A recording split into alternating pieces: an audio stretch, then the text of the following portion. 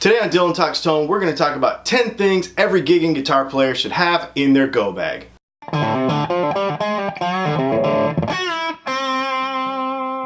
So if you want to start playing professionally, or even semi-professionally, just, around town, a gig at a bar here and there, once in a while, we're going to give you 10 things that you need to have with you. It's really important because it's going to up your professionalism, and that is going to help you get more and better gigs.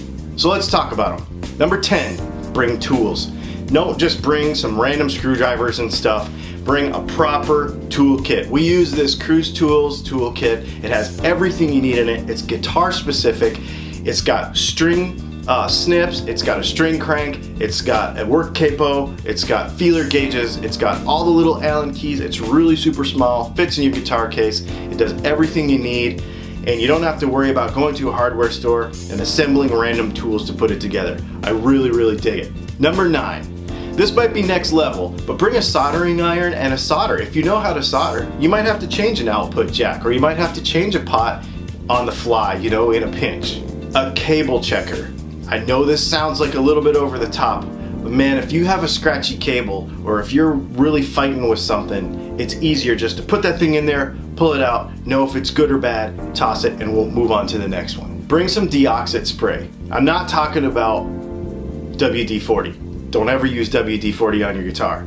DEoxit Spray, just in case you have a scratchy pot on your guitar or your amp, that's a really annoying thing that can be very easily fixed with just a little can of DEoxit. Bring a flashlight. I know it's dark. Gigs are dark, and if you've got to work on something, it's going to be really frustrating if you can't see, trying to hold your cell phone with a little light. Get a little flashlight, you can hold it in your mouth, and you can do what you need to do, just like this one right here. Bring a roll of Gaff Tape. Don't bring duct tape. If you don't want a venue to invite you back ever because you put sticky stuff all over their stage, bring duct tape. But if you want that gig again, bring a real proper roll of Gaff Tape. This might seem obvious, but bring a spare guitar. Let's talk about the spare guitar thing though. Play the spare guitar in your sound check and make sure that it's tuned. That way if you have a problem, it's super easy to just swap over to the new guitar, and you don't have to fight with tuning it or, losing your momentum in your set to try to change that guitar. Associated with the spare guitar, you should make sure that you remember to bring a spare strap.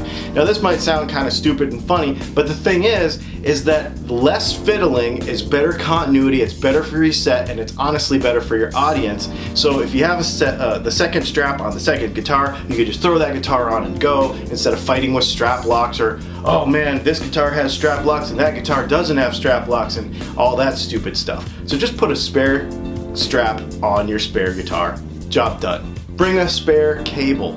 I know that you've had that fancy cable forever and ever and ever, and it has never failed you.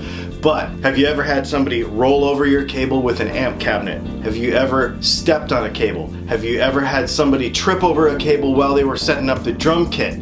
All that stuff can happen. Bring spare cables. And then when you have that cable checker we talked about earlier, it's super easy to troubleshoot. And then the last thing, if you have a pedal board, make sure you bring spare batteries and spare cables for that too. With that cable checker, you can check those cables really quick. Maybe you're gonna have to pull a pedal out of your rotation tonight because you have a bad patch cable. But having all this stuff makes it to where everything happens seamlessly. Even if you have a problem, rehearse it. Go grab the cable checker, check some cables. Just know how to do it so that your downtime is least as possible. Why is this stuff even important? You're just playing a gig once in a while at a bar downtown. The thing is that if you want another one, that venue is going to be looking at your professionalism. If you're constantly fumbling, if you have problems during the set with your guitar or cables or your gear or any of this kind of anything, or tuning in between every song, or tuning for 10 minutes while you change a guitar, the venue's going to notice that, because they're going to notice that the crowd notices it. They're going to notice that they're going to go out to smoke while you're changing a guitar or while you're fixing something, and that's lost business for them. They don't want that, and you don't want that. You're not going to get that gig again. All of the things on the list that I showed you are $125 if you add them up. We're not talking about the guitar or the cables or the spare instrument stuff, but all those tools and random things, it's $125 at the time of this video. So you might think, well, I don't want to spend all that. But how much does it cost you in the long run if you don't get that gig again? That's what you really got to think about.